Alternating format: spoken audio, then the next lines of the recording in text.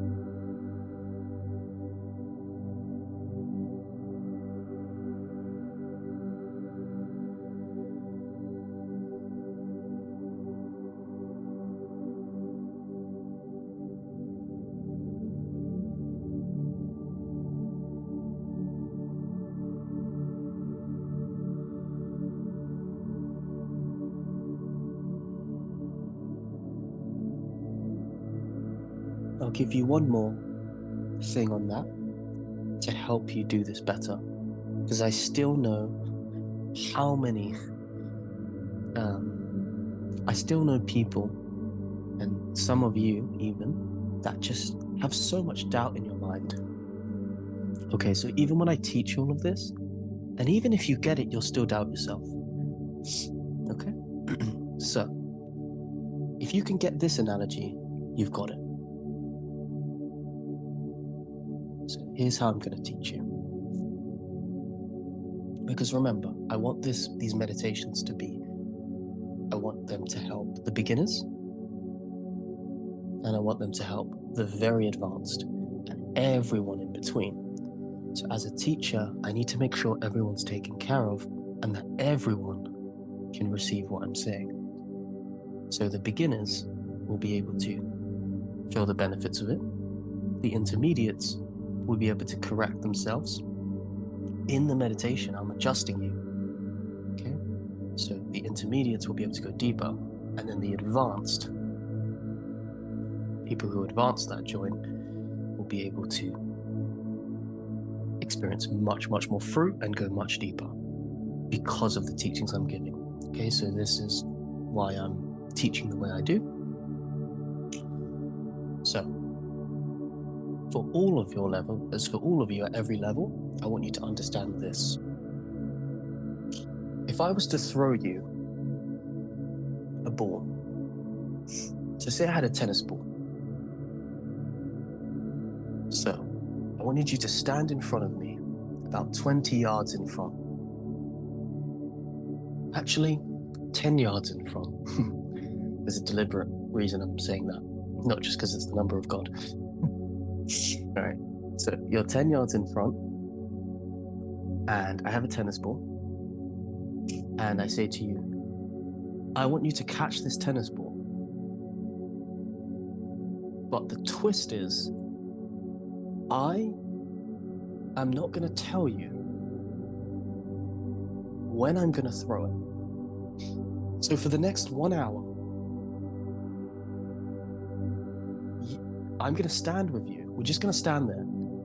And for the next hour, at 1 second in this hour, I will throw the tennis ball at you. Will you be able to catch it?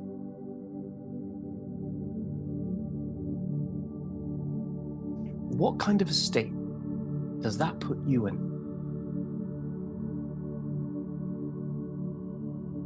Can you see how in one sentence that I received from the way, I have cut through your entire mind, through all of your own bullshit, games and dramas, all of your stories. This is your objective. This is Zen. This is the practice. What is your mindset as you await the ball? You don't know when it's going to come.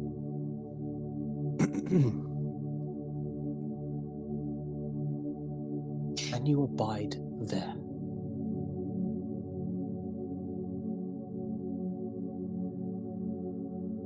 Can you do that for me? Can you do that for yourself? Can you abide just there? You're alert. You're still. You're ready for anything. But you're not anxious. You're not worried. Because you see that if you worry too much, you will overthink and you will try to catch the ball before it has been thrown.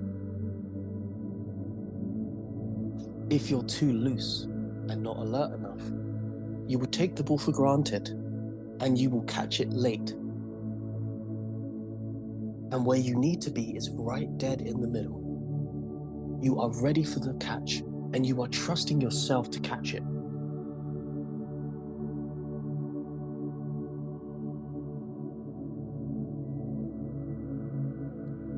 If you guys want to be masters of the way, doesn't matter how long it takes, if that's what you want, excuse me, then this is what you have to master. Can you catch the waves of life? Not just the ball. If you practice this, you're in this state, ready to catch the ball. You're abiding, you're following, and you're trusting. Rest there. Try and stay there during your day. And everything will work. You will be surprised. I'm not asking you to cling or be tense. Again, if you cling and are too tense, you're going to tense too much when the ball is thrown and you won't be able to catch it.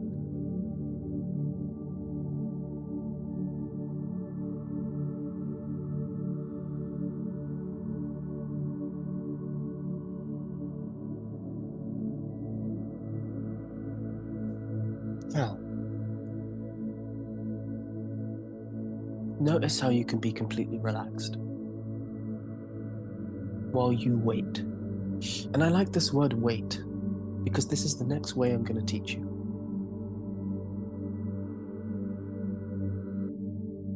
Once you've established the fact that you're in your center, now you await the ball and you let the ball catch itself.